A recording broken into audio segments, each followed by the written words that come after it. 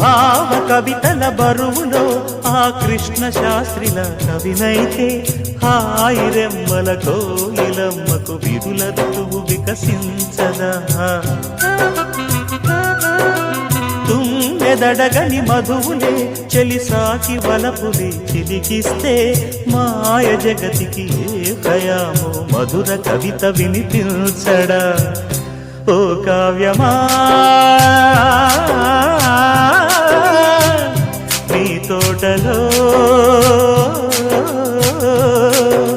నవరస పోషణి గాలిగా నవ్విన పూలే మాలగా